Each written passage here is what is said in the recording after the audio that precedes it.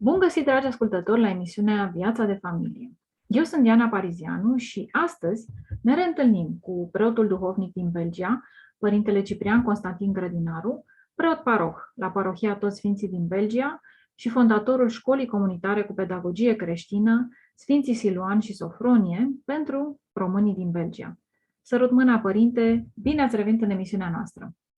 Doamne ajută, bun găsit! Suntem în luna august, în postul adormirii Maicii Domnului și mai avem câteva zile până la Marele Praznic.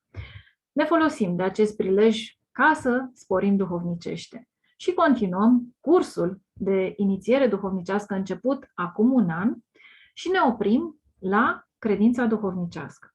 În emisiunea de luna trecută ne-ați spus despre cum suntem noi alcătuiți din partea văzută, trupul, și partea nevăzută, sufletul și Duhul.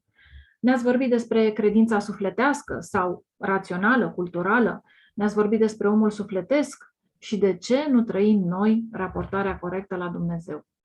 Urmând ca în emisiunea de astăzi să ne vorbiți despre credința duhovnicească, despre omul duhovnicesc și despre ce înseamnă Duhul din noi. Dar pentru început v-aș ruga, Părinte, să ne reamintiți care este legătura dintre suflet și Duh. Da. Cred că e foarte important să înțelegem cum suntem alcătuiți. Cred că e foarte important să ne fie limpede care e sensul vieții noastre, cu seama al vieții creștine, care este scopul ultim, dintr-un bun început al venirii noastre în biserică, pentru că doar așa putem merge pe calea cea bună și nu trebuie să așteptăm să fim înalți duhovnicește ca să ne apropiem de învățătura părinților, ci încă de acum, de când simțim lucrând în noi patimile, păcatele, ne sfătuiesc părinții bisericii să luptăm, să înțelegem alcătuirea noastră, calea vieții noastre, pentru că dacă nu avem viziunea clară dintr-un început, greu ne vom apropia de Dumnezeu. De ce spun asta? Vorbeam și în emisiunea trecută, spuneam și noastră acum, că suntem cu toții frământați. Venim la biserică, vrem să ne apropiem de Dumnezeu, să suntem frământați de gândul acesta că nu avem credință suficient, că nu avem o credință ca a Sfinților. Sunt două motive pentru lucrul acesta. În primul rând, explică Sfântul Sofronie foarte frumos în cartea lui despre Sfântul Siluan, introducerea pe care o face scrierilor Sfântul Siluan, că atât credința omului, cât și pocăința, felul în care el se pocăiește, țin atât de libertatea omului, cât și de darul lui Dumnezeu. Dumnezeu ar vrea să ne dea din belșug darul lui, așa spune, a venit să aduc viață și viață din belșug, însă pentru asta omul trebuie să se învoiască, să își dorească. Și altfel zis, măsura darului lui Dumnezeu ține de libertatea noastră, de felul în care Dumnezeu, în preștiința lui, știe că vom răspunde darului lui. Și putem înțelege astfel credința ca un dar de la Dumnezeu pe care îl primim în măsura în care suntem pregătiți să-i răspundem. Ne vom dărui toată viața lui și slujirea aproapelui, ne va da foarte mult.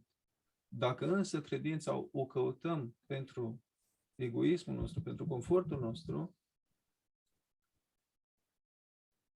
credința noastră ca dar al lui Dumnezeu va fi mai mică, tocmai pentru că în dragostea lui Dumnezeu nu vrea să ne dea un dar pe care să-l folosim împotriva noastră, într-un mod cumva sinucigaș, ca să nu avem un iad greu, dacă pot să mă exprim așa.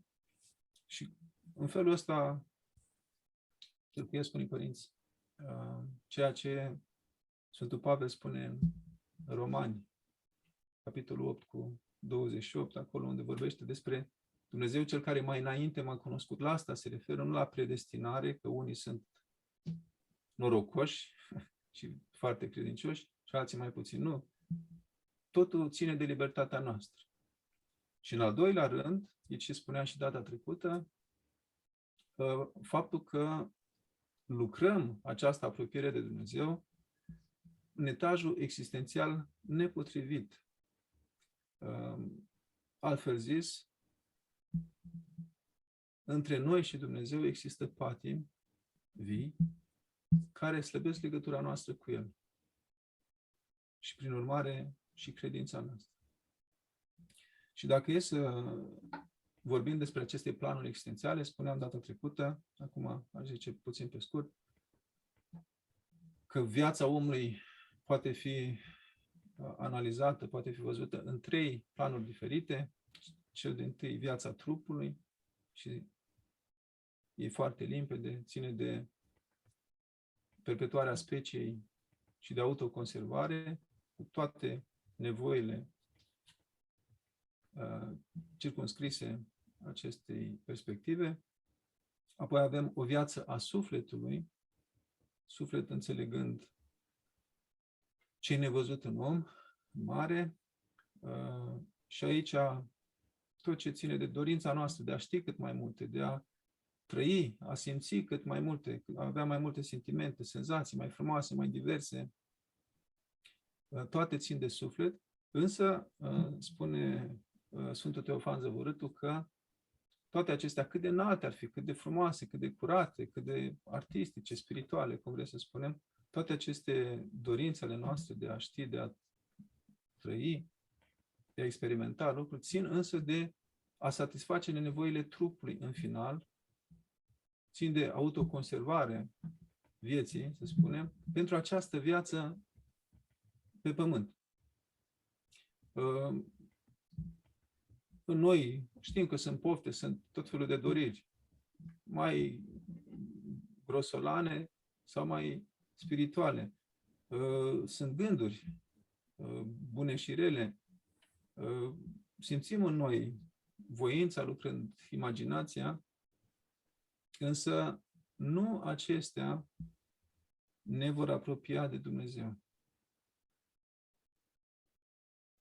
Ceea ce îl diferențiază pe om de celelalte viețuitoare, de animale, spun părinții că nu sunt ale trupului, nici ale sufletului, pentru că în acestea suntem cu puțin peste animale.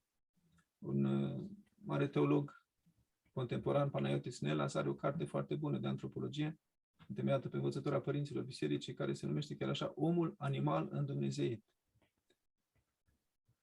Dacă avem vreo șansă de îndumnezeire, ea nu ține de cele menționate până acum, ci de partea din noi numită Duh, în care, după cum zice psalmistul, noi ne situăm sau prin care putem ajunge puțin mai jos, dacă parafrazez, decât îngerii. Și partea asta, spuneam și data trecută, e Duhul, care există în noi, fie că știm sau nu, pentru că așa ne-a făcut Dumnezeu. Sfântul Sofronie vorbește mult despre faptul că ușor omul poate confunda planul vieții sufletului, în care setea de cultură, în care rațiunea au un rol esențial, și planul vieții Duhului, și atrage de mai multe ori atenția în cărțile lui, în cuvântările către obștea lui, asupra marelui risc al înșelării, că îl poți cunoaște pe Dumnezeu, că te poți mântui prin rațiune. Asta este calea lui Valaam. Dacă ne amintim, vorbim despre cele 2 căi.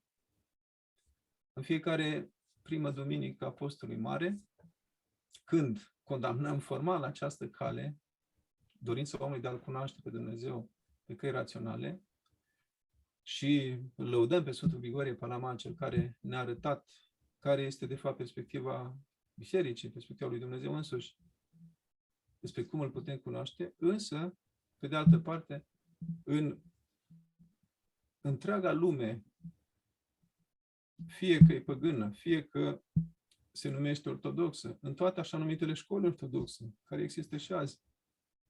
Și chiar în mai toate facultățile de teologie, accentul e pus tocmai, paradoxal, pe cunoașterea și dezvoltarea părții sufletești și raționale. Și prea puțin se învață, și vorbesc și în experiența mea, care am trecut printr-o facultate de teologie. Prea puțin învățăm despre cum se lucrează partea duhovnicească. Părintele Stăniloae, cu aproape 100 de ani, făcuse un curs de ascetică și mistică ortodoxă.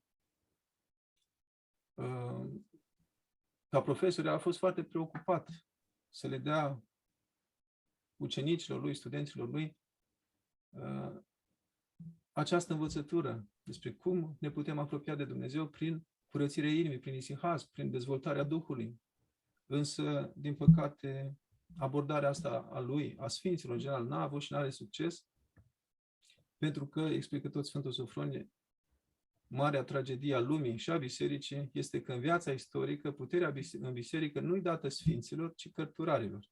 Cărturare fiind acei oameni învățați, acei oameni de știință, acei oameni preocupați de știință, chiar și cea teologică, dar în același timp acei oameni care l-au răstignit pe Hristos, când vorbim de cărturari dintre farisei. Și care și astăzi sunt cei care își impun perspectiva lor gnostică, să spunem așa, asupra felului în care un tânăr ar trebui să se apropie de Dumnezeu. Și așa se întâmplă că mulți intrăm la facultate de teologie, avem acces la genul ăsta de cunoaștere. Cu multă tristețe îmi amintesc că foarte puțin am făcut despre cele ale Duhului, foarte puțin am studiat despre Noul Testament pe parcursul celor 5 ani de facultate pe care am făcut eu și cred că așa e în toate facultățile de teologie și foarte mult, în schimb, ni s-a vorbit despre informații, despre Dumnezeu, despre istoria bisericii, despre câte lună și în stele, dar care, cum zice tot Sfântul Sofronie, nu pot mântui. El zice la un moment dat că nu în cantitatea cunoștințelor stă puterea mântuirii, ci în chipul vieții. Ce-l mântuiește pe om e dragostea pe care Hristos ne-o poruncește, când ne spune să ne iubim unul pe altul. Și asta face ca să întâlnim de multe ori oameni care sunt plini de informații în exterior, în tot felul de domenii ale cunoașterii, însă nu știu că trebuie și nu pot să iubească, n-au învățat să iubească. Și el se întemeiază atât pe experiența lui îndelungată, a trăit 97 de ani și a cunoscut mult din istoria contemporană a bisericii și frământările ei, dar și pe întâlnirea lui cu Sfântul Siluan, pe care îl vede ca un semn pentru omenire, o ultimă voce a lui, glas al lui Dumnezeu adresat lumii și povestește la un dat ceea ce vede el ca ultimul cuvânt pe care el l-a primit de la Sfântul Siluan pentru el și îl vede ca pe ultimul cuvânt pe care Dumnezeu îl adresează. La un dat era el amărât că Părintele Sofronie era tânăr, ucenic al Sfântului Siluan în mănăstire și spune la un dat că îi pare rău că e mai mereu bolnav și nu prea are timp să studieze teologia. Starețul Siluan, viitorul Sfânt Siluan, îl întreabă și crezi că asta e un lucru important, un lucru mare?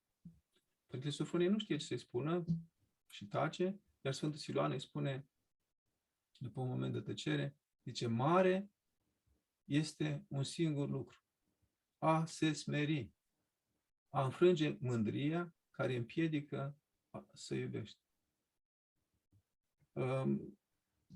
Dacă ne uităm în cărțile Sfinților, ăsta este mereu centrul scrierilor lor.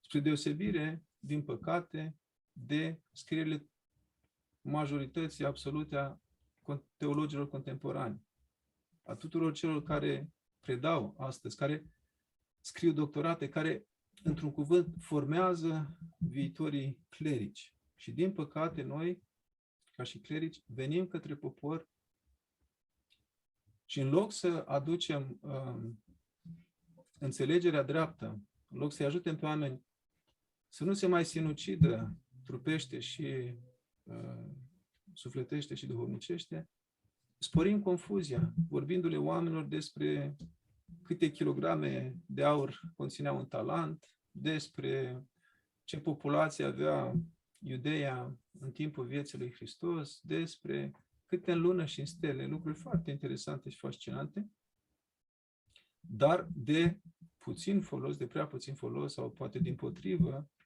pentru mântuire, pentru a spări dragostea.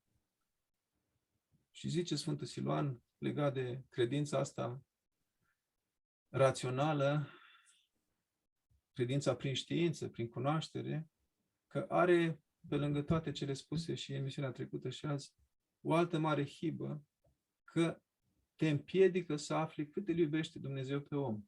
Că dacă e ceva să-l convingă pe om să schimbe viața, nu e o argumentare logică, un sistem teologic bine articulat și convingător, cât mai cu seamă, vorbesc iarăși din experiența mea și a multor convertiți pe care îi știu, faptul că într-o zi, într-o anumită clipă a vieții mele, noastre, Dumnezeu mi-a atins inima și mi-a dat să simt, să înțeleg cât de mult mă iubește El.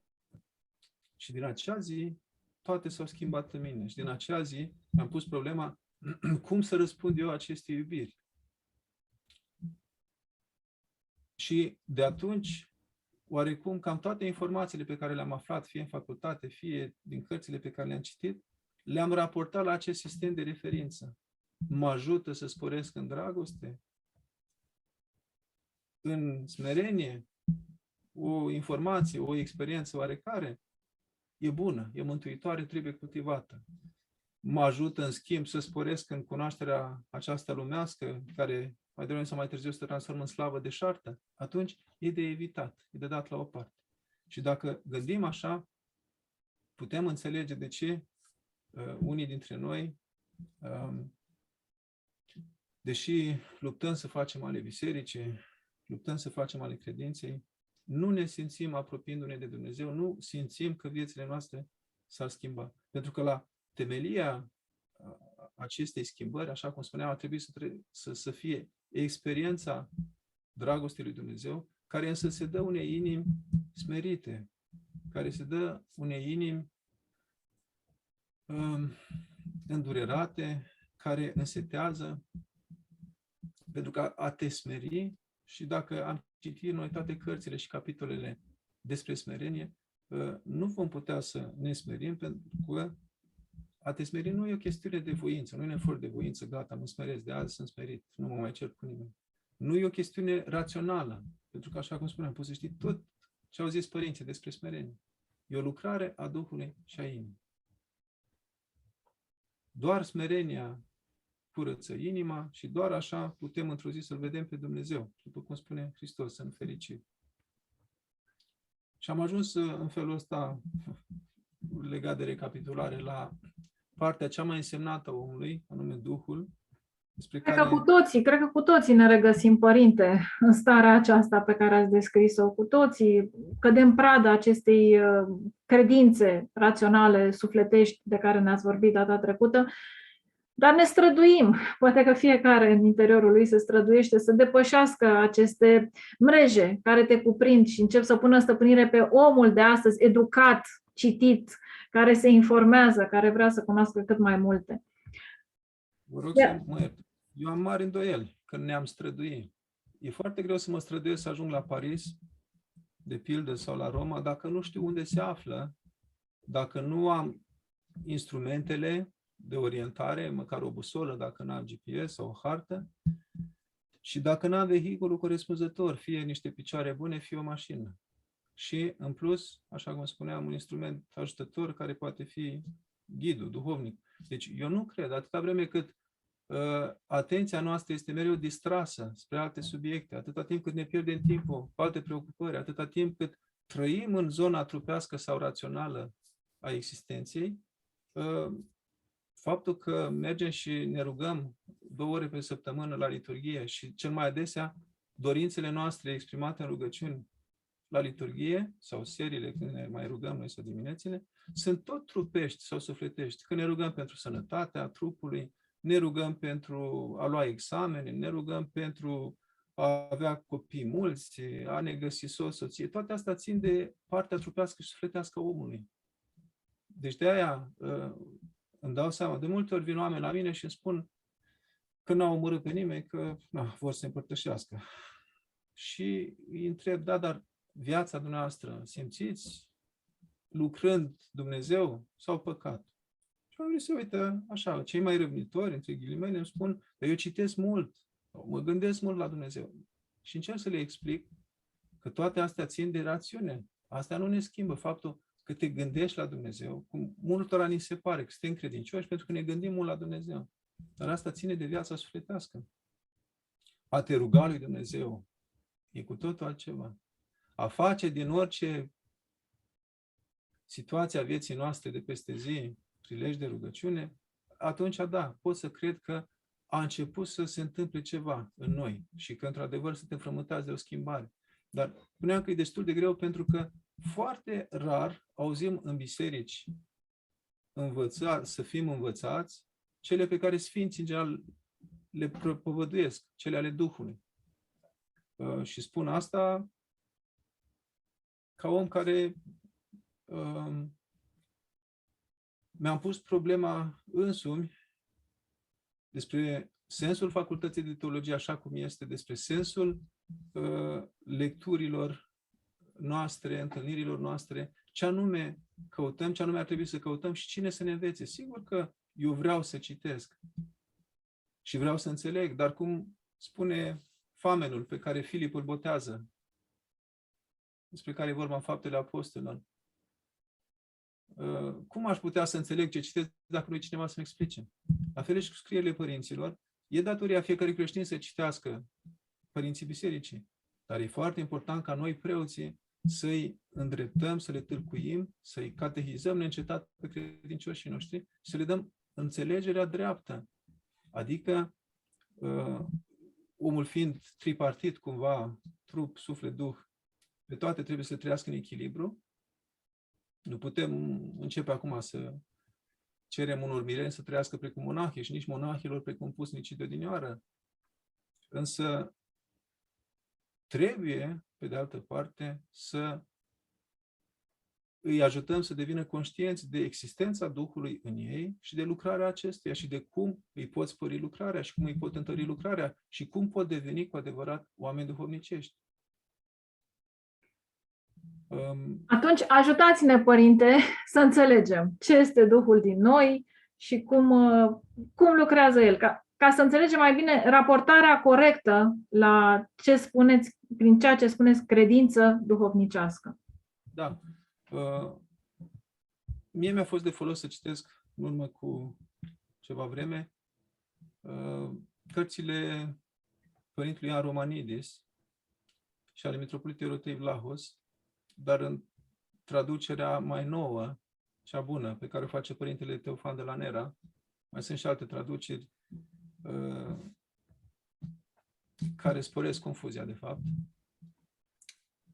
Pentru că e un lucru deja pentru un om care ar vrea să afle despre cum este el alcătuit, e greu când nu are cine să stâlcuiască, așa cum face acest Părinte Romanidis, de pildă, pentru că găsim ce ziceam mai devreme. Spune Hristos, fericiți cei curați cu inima, că aceia vor vedea pe Dumnezeu. Apoi, la Sfântul Pavel găsim alți termeni. Apoi, la Sfinții Părinții ai Bisericii, găsim alți termeni care se definească, de fapt, aceleași noțiuni. Și, cum cred că pomeneam și data trecută, Părintele Romanidis explică foarte limpede că ce pentru Hristos este inimă, Sfântul Pavel în greacă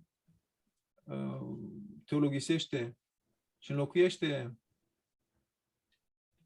inima de care vorbește Domnul cu Duhul, cu pneuma, și vorbeam data trecută despre opoziția dintre om psihicos, sufletesc, și om pneumaticos, om duhovnicesc.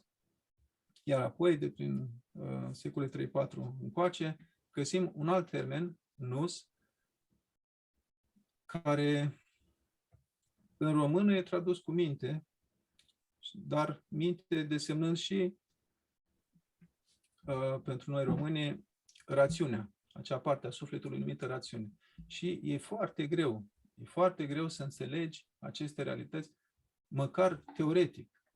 Părinții spun că în momentul în care omul trăiește experiența cercetării Harului, toate acestea se deslușesc. Însă până acolo, e important să avem totuși o viziune corectă din punct de vedere teoretic. Dacă nu, e o mare confuzie. Și atunci, vorbim despre Duh, pentru că în română a rămas acest termen ca etimon pentru duhovnicesc, duhovnicească, dar înțelegem nus, nu o usă, pe care părinții îl folosesc cu sens de minte, dar pe care părintele Mitropolitul Erotei Vlahos spune că minte, nus, așa, reprezintă partea sufletului, atenția cea mai fină din noi, acolo unde omul se poate întâlni cu Dumnezeu. Spuneam data trecută că Sfântul Teofan Zăvorâtul spune că Duhul e acea forță pusă în om de Dumnezeu în momentul facerii lui, care îl cunoaște pe Dumnezeu, îl caută pe Dumnezeu și doar în Dumnezeu își poate găsi odihna. Și explică Sfântul Teofan cum lucrează Duhul în noi, cum ne putem da seama de existența Duhului în noi. În primul rând, faptul că toți oamenii, indiferent de unde se găsesc pe pământ, în timp și în spațiu, au crezut sau cred cumva în Dumnezeu, indiferent de relația pe care o au cu El. Fie că îl refuză, cum se fac așa numiți atei, fie sau agnostici, fie că cred că este soarele și luna, cum au făcut mulți păgâni, fie că e vorba de o altă credință sau că e vorba de credința creștină, Duhul are ca primă manifestare frica de Dumnezeu. Știm cu toții, simțim, așa cum spuneam, chiar dacă refuzăm să ne dorim asta, vedem mulțimea de mituri ale lumii, în toate există un făcător, a toate, un ziditor, oricum s-ar numi el. A doua manifestare a Duhului în noi este conștiința. Simțind că este Dumnezeu, Duhul în noi n-ar ști cum să și împlinească obligația de a-i plăcea acestui Dumnezeu. Și conștiința a fost cea care îi punea sau îi pune încă pe unii să aducă jertfe lui Dumnezeu, oricare ar fi Dumnezeul acela. Să respecte anumite reguli și legi până să se coaguleze societatea la un moment dat și să înceapă să impună niște legi. Oamenii aveau această teamă. Și până astăzi, oricât de credincioși sau necredincioși am fi, conștiința e în noi un indicator al binelui și al răului pentru credincioși. Ea ne arată ce e plăcut lui Dumnezeu și ce nu, ce ar trebui să facem și ce nu. Conștiința e cea care, atunci când facem un lucru bun, ne aduce o mângâiere lăuntrică și noi simțim că am făcut o faptă bună, că am ajutat pe cineva, că am stat din timpul nostru și am ascultat pe cineva și așa.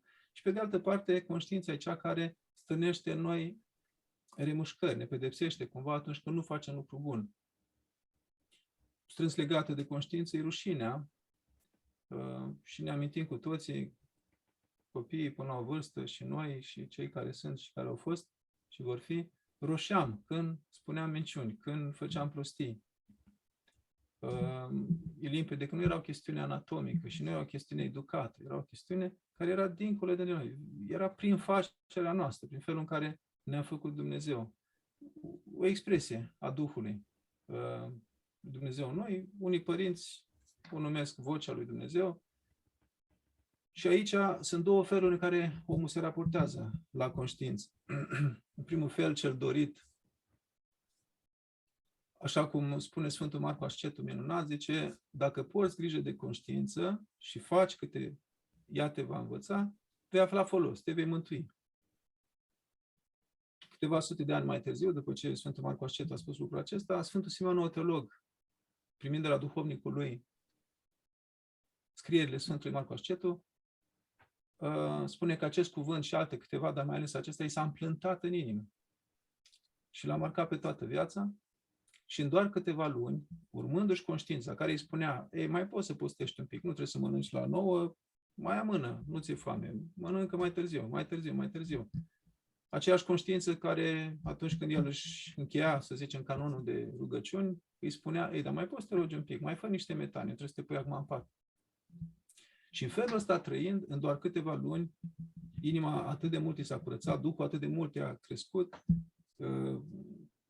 atâta smerenie a dobândit, încât Hristos a putut să-i se arate în slavă. Și ăla a fost începutul adevăratei convertiri, care dintr-un tânăr oarecare, de nume Gheorghe, a devenit apoi, prin cercetarea Harului, în monahism, Marele Sfânt Simeon, atât de mare încât este numit de biserică noul teolog. Plecând de la acea poruncă simplă, să-și urmeze conștiința. Pe de altă parte, ăsta e modul fericit, spuneam. Pe de altă parte, modul nefericit, cum am făcut și facem mulți dintre noi, conștiința e cea care ne spune, mai poți să te rogi, du-te și ajută pe cutare, mergi la biserică, duminică. Dacă noi tot îi astupăm gura, nu că s-a obosit, nu că dacă îi dau lui rămâne o fără, nu că mi-a mai dat și e nerecunoscător și nu știu ce, nu mă duc la biserică, toți preoții sunt niște hoți și așa și pe dincolo. Și continuăm cu lucruri de genul acesta, chiar dacă unele au un sâmbure de adevăr sau sunt 100% minciuni, în timp reușim să îi acoperim voce. Conștiința va rămâne în noi ca o șoaptă. Și așa se explică faptul că sunt mulți oameni care fac ticăloșii cumplite și apoi dorm liniștiți.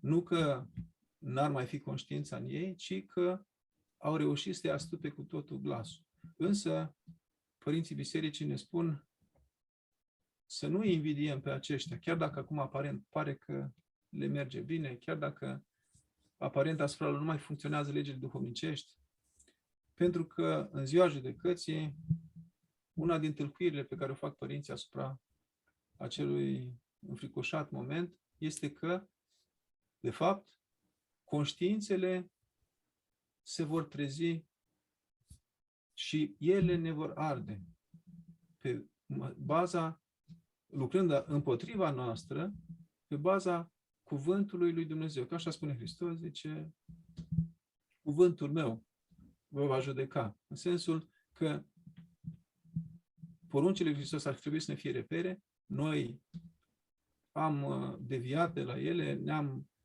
distorsionat, ne-am amuțit conștiințele, însă în acea zi nu o să mai putem face lucrul acesta. Și conștiințele noastre, în fața dragostii lui Dumnezeu, care se va revărsa în mod egal, în mod nepărtinitor și peste, ca și acum în viața asta, și peste păcătoși și peste cei drepți, vor deveni foc nestins al bienei pentru cei care n-am avut grijă să le ascultăm, care n-am avut grijă să le curățăm. Să ne ferească Dumnezeu, să nu fie vreunul dintre noi așa. Dar e o perspectivă înfricoșătoare asupra cei de fapt judecata și asupra cei este iadul. Să știi că e prea târziu să te mai schimbi. Să știi că e prea târziu să mai iubești, să mai faci o faptă bună. Să știi că ai ratat toate șansele de a schimba viața, pentru că moartea face să se oprească timpul în spațiul căruia am mai fi putut schimba lucruri, iar noi nu mai putem să ne schimbăm soarta. Și conștiința va fi cea care ne va acuza de una și de alta. Și asta este scrâșnetul dinților și focul cel nestins. E o interpretare pe care am găsit-o la Sfântul Isaac Siru și la alți părinți. Și, deci, primul rând spuneam că ar fi frica de Dumnezeu, ca și manifestarea Duhului. A doua formă este lucrarea conștiinței noi. Și a treia formă, cea mai evidentă în majoritatea timpului este acea însușire a omului de a căuta, de a nădăjdui, de a înseta după absolut. Absolut, pentru noi creștini și pentru alte religii, este Dumnezeu. Pentru artist este expresia supremă de reprezentare a frumuseții sau a nu știu cărei idei. Pentru filozofi este un sistem, o concepție asupra lumii și vieții desăvârșită, inteligibilă și așa mai departe. Noi vedem lucrul ăsta, neîncetat asta, căutarea binelui suprem în noi, atât într-un sens pozitiv, cât și în negativ. Sensul că mai mereu suntem nemulțumiți. Și nu vorbesc acum de acea nemulțumire proastă, care e cârtirea, cât mai cu seamă acea nemulțumire care ne face să nu fim sătui niciodată. Amintiți de discuția între Hristos cu Samarineancă. Doar El poate sătura cu apa harului Lui Duhul nostru cel pururea însetat. Nici o apă a acestei lumi, nici cea hidrogen 2 oxigen, nici banii, nici acumulări culturale, materiale de orice fel, nu vor putea vreodată să înseteze, să astâmpere setea Duhului nostru. Pentru că așa ne-a făcut Dumnezeu, veșnic însetați, până dăm de El, până dăm de adevărata fântână. Și în felul ăsta putem înțelege de ce o grămadă de oameni foarte bogați, sub aspectele astea omenești de care vorbeam, material, cultural, au trăit într-un mod trist, când le citim biografiile, și au și sfârșit tragic. Au încercat, datorită pozițiilor sau puterii sau celor pe care le aveau, resurselor culturale, au încercat din toate ale omului, din cele trupești, din cele sufletești, dar nu s-au simțit împliniți. Vedem la bietul Eminescu și la atâția alți poeți, artiști, care o singură problemă au avut, adică ei au cultivat acest dor de absolut, doar că într-o direcție greșită. Și n-au găsit mai multul, pe care îl căutau mereu de la o zi la alta, pentru că nu l-au căutat la Dumnezeu. Singurul care în biserică se poate descoperi omul, îl poate sătura. Dacă nu mergem în acea direcție, trăim în deznădejde și sfârșim în împietrire, în demonizare, în absurd. Omul își poate găsi liniștea și pacea mult dorite, mulțumirea, odihna, doar într-o viață în comuniune cu Dumnezeu. Și atunci putem concluziona că viața duhovnicească, care duce la credința duhovnicească, cea vie, cea singură adevărată, constă în împlinirea nevoilor Duhului, așa cum tocmai am schițat pe temeiul învățăturii Sfântului Teofan, a Părinților Bisericii. Și de aici mai departe putem să ne gândim cum anume, concret, deci astea erau manifestările Duhului, și cum anume ar trebui să lucrăm acestea ca să ajungem să trăim în comunie cu El și după voia lui Dumnezeu. Asta vrem să ne ajutați să înțelegem. Ne-ați ajutat să înțelegem cum lucrează Duhul în noi, prin cele trei: frica de Dumnezeu, conștiința și setea de Dumnezeu, și că ne găsim liniștea doar atunci când găsim Duhul din noi. Ajutați-ne să înțelegem, Părinte, cum să înmulțim Duhul din noi, cum să ajungem la acel Duh din noi și să avem o viață trăită pentru a înmulți Duhul din noi. Începutul vieții duhovnicești, spun părinții, este lupta cu patimile. Este început și mijloc și sfârșit. Întreaga noastră viață stă sub semnul acestei lupte. Vom reuși să începem să avem biruințe în această luptă cu patimile, limpede, doar în biserică, doar călăuziți de cineva de un duhovnic care el însuși a fost călăuzit, care el însuși e pe cale de tămăduire. care ne poate învăța atât regulile vieții ascetice, cât și cum să ne rugăm. Foarte important pentru a lupta cu patimile este să știm să ne rugăm cu o rugăciune vie, cu o rugăciune autentică, o rugăciune personală, căutând mereu acel gând smerit care se deschide Domnului ușa, inimii la care zice El că bate mereu, și în același timp se deschide inima noastră pentru a-L primi.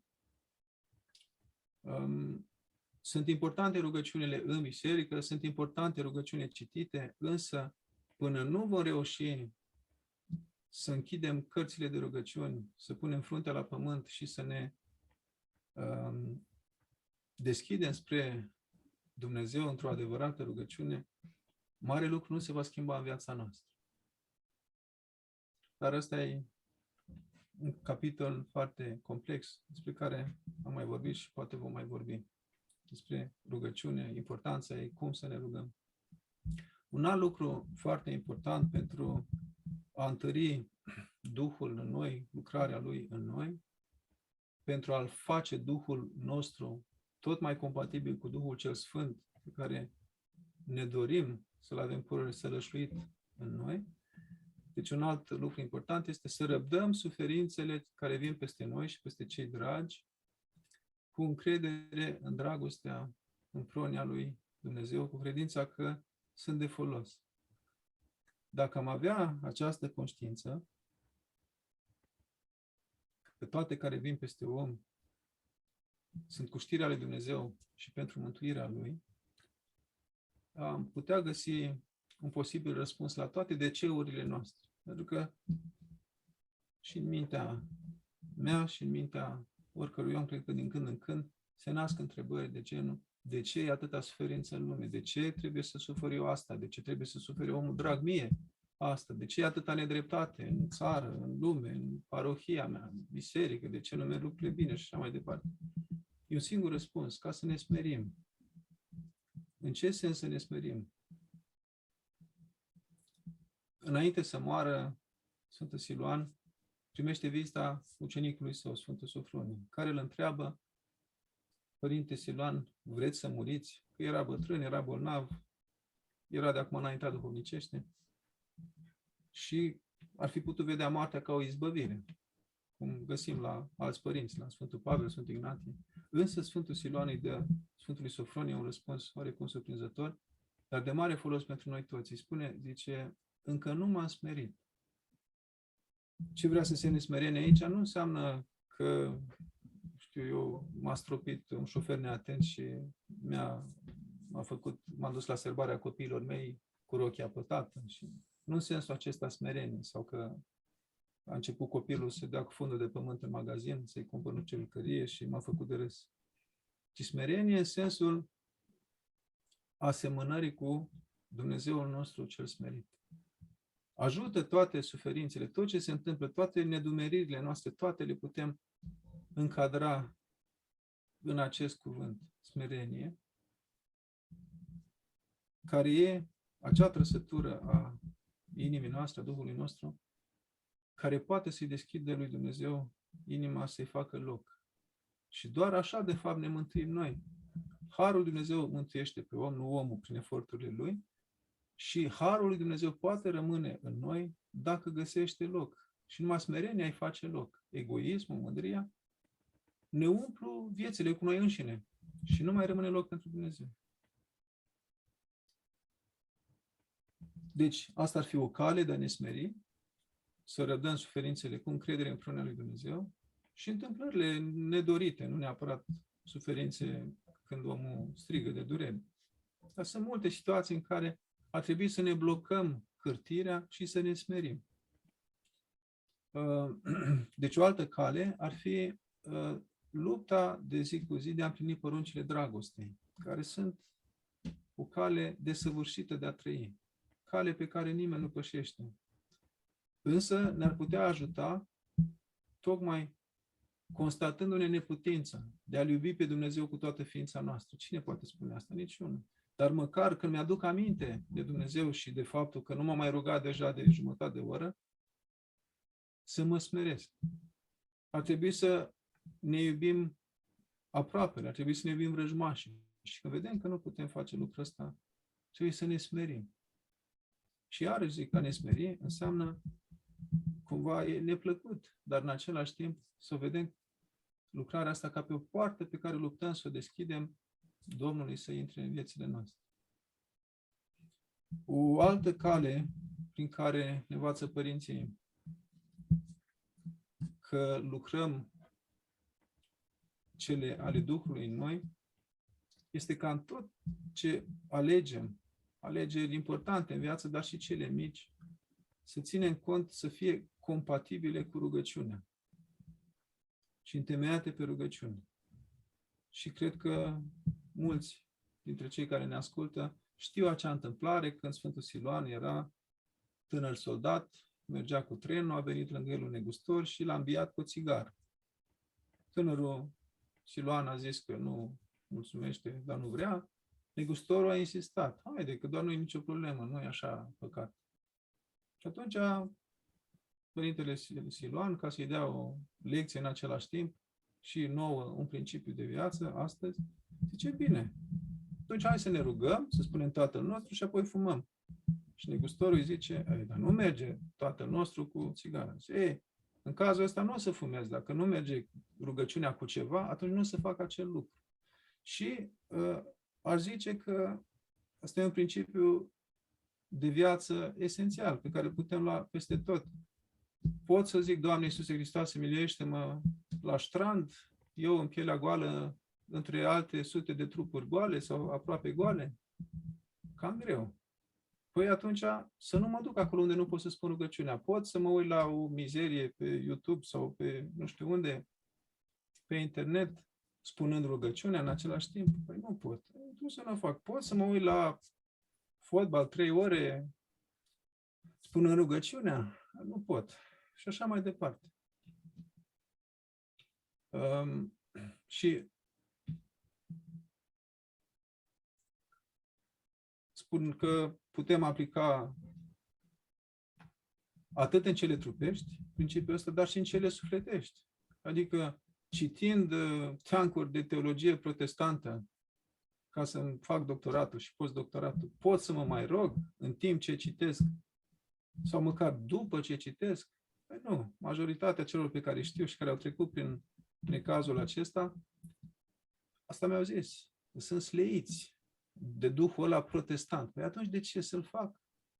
Experiența, dacă mi se întâmplă să mor în timp ce citesc nu știu ce protestant, arid, plictisitor, unde mă voi duce eu dacă n-am rugăciune, dacă n-am smerenie? Și în câte alte situații am putea aplica acest principiu.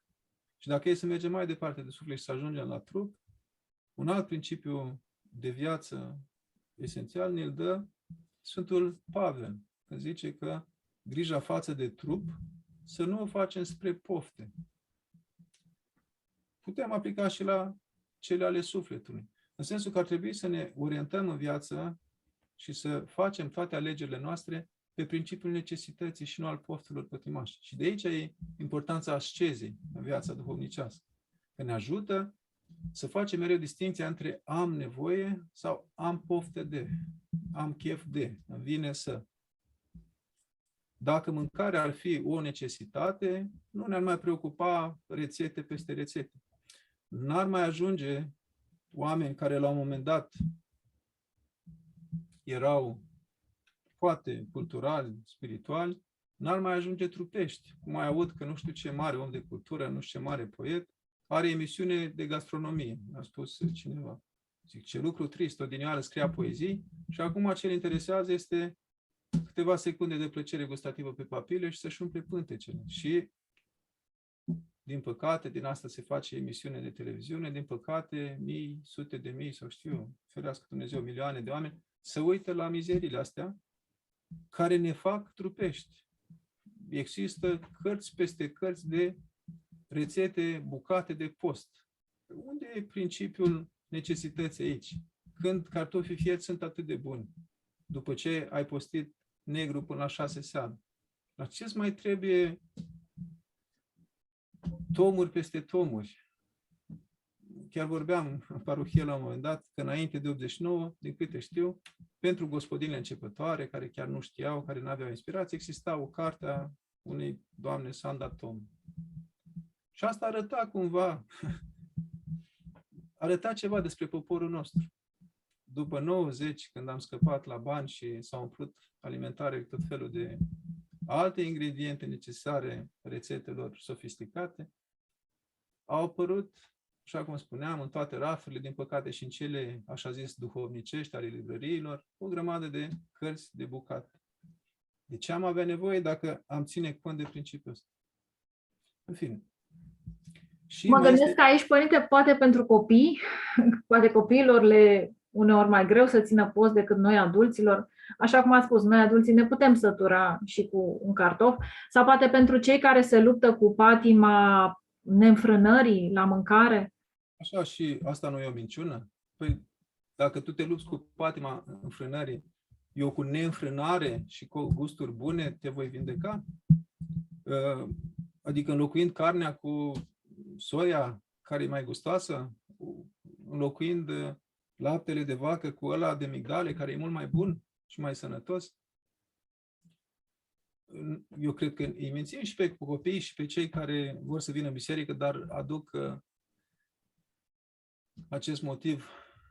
Dar mi-e teamă să nu pare exagerată treaba asta și să piardă niște oameni niște lucruri importante ale bisericii pe temeiul acestei idei ca și exagera. Nu vreau să insist prea mult. E o chestiune care ține de cum înțelege fiecare lucrurile astea, de cum e sfătuit fiecare de duhovnic. Însă, eu doar aș propune spre problematizare principiul acesta dat de Sfântul Pavel, nu inventat de mine, grija față de trup, să nu o facem spre poftă. Și plecând de aici, aplicăm și la copii. Adică, dacă e foame copilului, am văzut cu toții cât de bucuros e de un colț de pâine. Dacă nu e foame, și cartofii de la nu știu ce lanț de mâncare otrăvită, celebru, nu o să-i placă prea mult. Și pe aia trebuie pus sare și prafuri care să facă și mai bun și așa mai departe. Deci, sincer, asta e părerea mea, nu îi impun nimănui, dar cred că la asta se referi Sfântul Pavel. Și mai ales când vorbim, tot dacă zicem de Sfântul Pavel, zice, cei care vor să se mântuiască își răstignesc trupurile. Și răstignirea trupului când mă ridic sătul cu 7 feluri de bucate, sigur, de post, pe masă. Mai mare rușinea. Și sunt o grămadă de argumente, dar v-am zis, nu m-aș lansa, pentru că cel care trăiește spre pofte se va supăra pe mine și oricum nu va primi acest cuvânt, nici al meu, nici al Sfântului Pavel. Dar un alt lucru care ne este însă mai ușor la îndemână, poate multora dintre noi, care ne poate ajuta să ne întărim credința, să ne întărim lucrarea Duhului în noi, este să cultivăm insuflarea. Și Sfântul Porfirie și Sfântul Sofronie spuneau adesea ucenicilor lor, cât aș vrea să fiți artiști sau poeți. De ce? Pentru că aceștia sunt niște oameni mistuiți de ideea lor, de dorul lor, care zi și noapte se gândesc doar la cum să exprime mai bine acea idee, cum să găsească rima, cum să găsească nuanța potrivită, dacă e vorba de pictori, cum... așa mai departe. La fel ar trebui și noi, cei care vrem să devenim duhovnicești, să trăim și să ne facem alegerile. Că e limpede că dacă am 5 minute, într-un fel, mă voi umple de insuflare dacă voi citi, 5 minute libere, vreau să zic, dacă voi citi o carte duhovnicească bună și, în alt fel, dacă o să mă uit la știri. Într-un fel mă voi umple de insuflare dacă voi spune câteva cuvinte de rugăciune, măcar pentru cei în suferință pe care îi cunosc, în alea 5 minute, și în alt fel, dacă, știu eu, mă uit pe rețete, să văd ce mai gătesc diseară, ceva bun. Într-un fel, mă voi umple de insuflare și mă voi gândi la Dumnezeu dacă mă duc să mă plimb prin pădure și în cu totul altfel dacă mă plimb într-un cartier cu case cubice, făcute de oameni. Și așa mai departe. Alegerile noastre, felul în care ne întoarcem atenția, ne umplu de insuflare sau de sleire. Și e foarte important să trăim mereu cu insuflare. La fel va fi dacă mă apropii de un duhovnic sau de creștini plini de insuflare și bucuroși de credința lor și care vor mereu să adauge ceva dragostei lor pentru Dumnezeu. Și în alt fel, dacă mă voi duce într-o biserică unde toată lumea e plictisită, așteaptă să termine slujba, unde predicile, așa cum am mai spus, sunt culturale, sunt istorice și așa mai departe. De ce este important să facem toate acestea? Pentru că numai așa putem deveni asemănători cu Hristos. Dacă ne gândim la rai, cumva brutal, exprimându-mă, ca la o chestiune de compatibilitate, ar trebui să-mi pun problema, dacă eu în viața asta mă hrănesc cu plăceri trupești sau culturale, raționale, dacă eu în viața asta acumulez informații despre cum mi-a alcătuit creierul și stimulii la care răspunde și așa mai departe, cum o să mă bucur eu în veșnicie, alături de Hristos, alături de cei însetați doar să slăvească pe Dumnezeu? Și cum nu o să duc dorul celor pământești? Cum o să mă desprind în ceasul morții de cele pământești dacă majoritatea timpului vieții mele reprezintă o preocupare pentru acestea ale vieții pământești? Și atunci, iarăși, putem să avem o imagine a ce este raiul și ce este iadul și plecând de la perspectiva asta a compatibilității. Lângă cine mă voi duce? Lângă ce asemenea mie? Semăn eu cu sfinții sau cu nesfinții? Sau cu teologii contemporani? Eu ca preot, să zic. Mă preocup ale Duhului sau ale culturii? Și atunci mi-e foarte simplu. Când citim la sfinți ce-i preocupa pe ei, despre ce vorbeau, ar trebui să vedem în ce măsură acele subiecte reprezintă centrul intereselor mele și ale prietenilor mei atunci când ne întâlnim. Cât de mult petrecem noi vorbind despre ce vorbeau sfinți. Și în felul ăsta aflu cam unde mă situez, cam care mi-e măsura. Dacă nu vom face așa, mai ales dacă mergem la biserică, greu ne va fi. Pentru că existența Duhului noi e o pecete, să zic așa, a lui Dumnezeu asupra sufletelor noastre și nu vom avea odihnă atâta timp cât trăim în patimi trupești, sufletești, cum ar fi invidia sau ura sau ținerea de mintea răului, neiertarea, toate astea, chiar dacă mergem la biserică, chiar dacă ne spovedim mai des sau mai rar, nu o să ne găsim pace. Și trăim o zbatere din asta cumplit. Eu văd, sunt unii oameni sărmani, mi-e atât de milă, trăiesc niște vieți, niște păcate de neetichetat. Și totuși, o dată pe an, de 2 ori pe an sau o dată la câțiva ani, vin și se spovedesc. Le e foarte greu cu viețile lor. După care iar se duc în mocirlă. Foarte, foarte greu, mare durere. Și pe măsură ce alegi iar și iar păcatul, cu atât ți-e mai greu să revii. Insist foarte mult aici la noi, la școală, cu copiii, în discuțiile pe care le am cu copiii, avem niște cateheze în fiecare zi aproape, pe tema asta.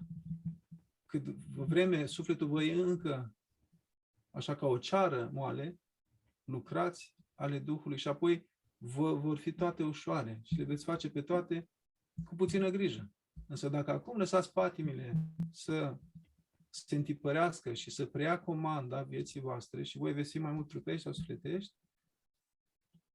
având conștiința asta că este Dumnezeu, având deja o conștiință formată, mergând la biserică până la o vârstă, viața devine de nesuferit. Și mă uit și la cei mai mărișori, care de acum sunt adolescenți sau tineri,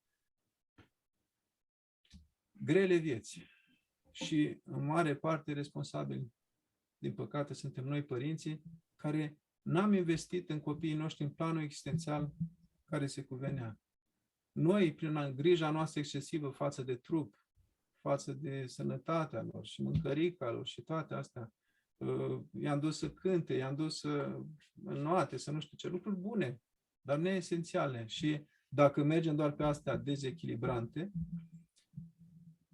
deci investind în planurile astea, ne întristăm, ne amărăm când la 16 ani, 18 ani copilul nu mai vrea la biserică.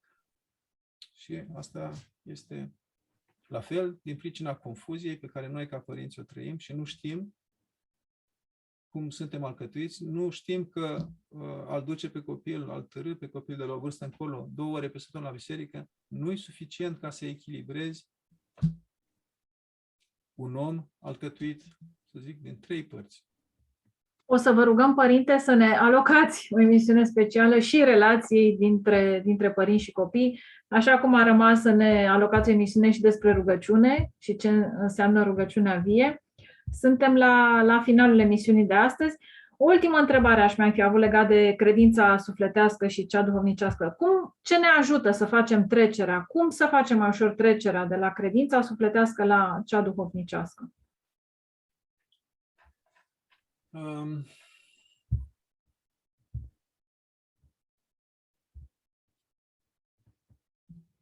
Ar fi foarte important ca de câte ori ne vin gânduri, unele par bune și generoase, de pildă, eu vreau să fac un azil de bătrâni, să spunem. Minunat, și poate fi mai frumos.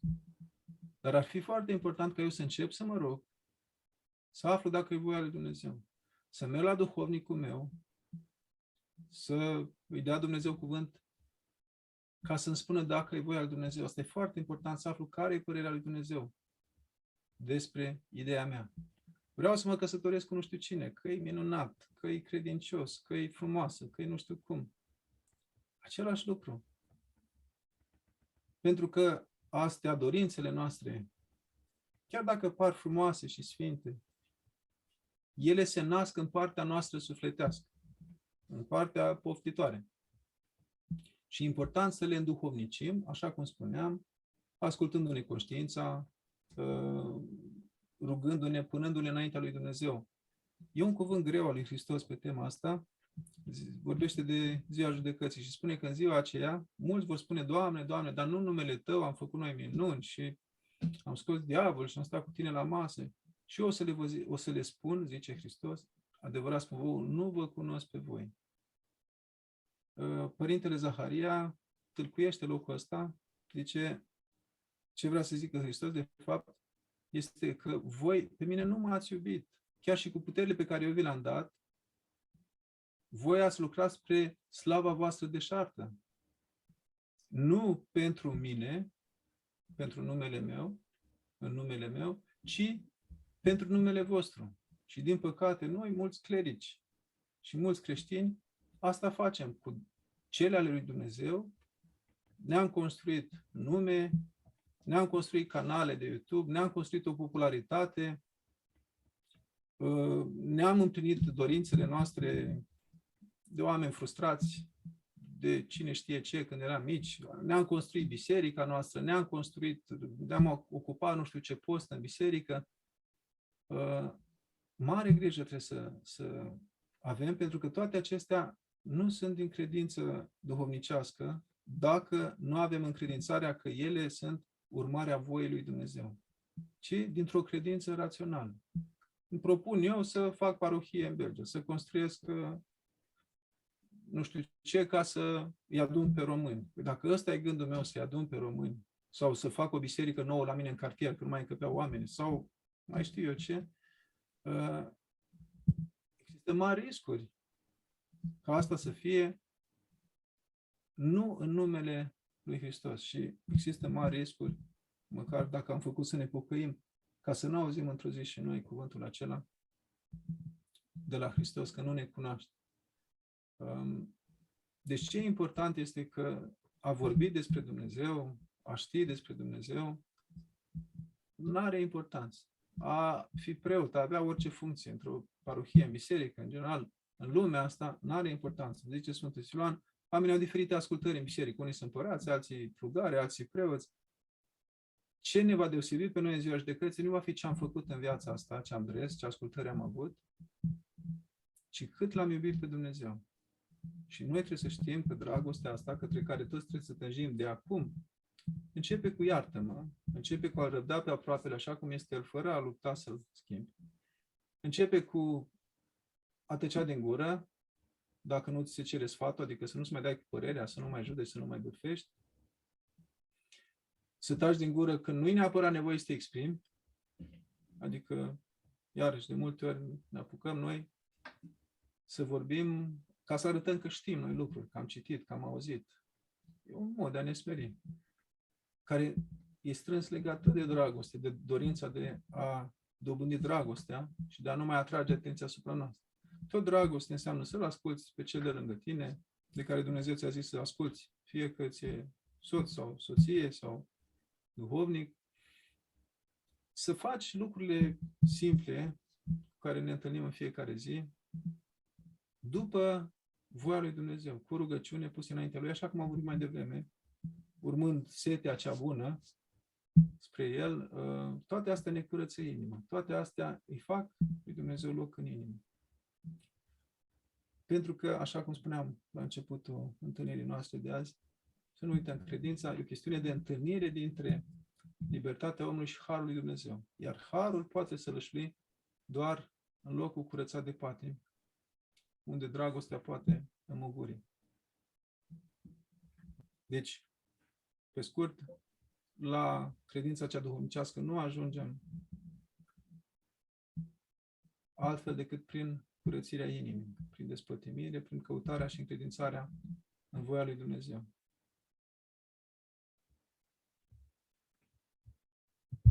Vă mulțumim mult, Părinte. Concluzia e că ne-am dat seama cât de mânjiți suntem de această credință sufletească și cât de ancorați suntem în ea și cât de importantă, de fapt, este credința duhovnicească și doar trăind așa putem să mergem spre mântuire, în definitiv, că ăsta este scopul. Așa e, pentru că la Paris, cum spuneam, n-am cum să ajung din întâmplare. Mergând așa, sunt extrem de mici șansele. Sunt ceva, însă în rai, din întâmplare, chiar nu putem ajunge. Vă mulțumim mult, Părinte, pentru această călăuzire pe cale pe care ne-ați adus-o în ultimul an. Se împlinește un an de când țineți aceste cursuri de inițiere duhovnicească pentru noi, pentru a ne ajuta să mergem spre ținta cea bună, spre mântuire. Și vă rugăm să fiți în continuare alături de noi în fiecare lună și să ne ajutați, să ne încurajați, să ne sprijiniți, să rămânem pe calea cea bună împreună. Amin. Vă mulțumesc pentru invitație și încredere și, cum am mai zis, nădăjduiesc să nu pun lucruri de la mine, ci să fie părerea bisericii. Și dacă se întâmplă totuși, îmi cer iertare. Vă mulțumim mult, Părinte, pentru tot ce ne învățați și vă așteptăm cu bucurie și luna viitoare. Domnul să ne binecuvânteze. Amin.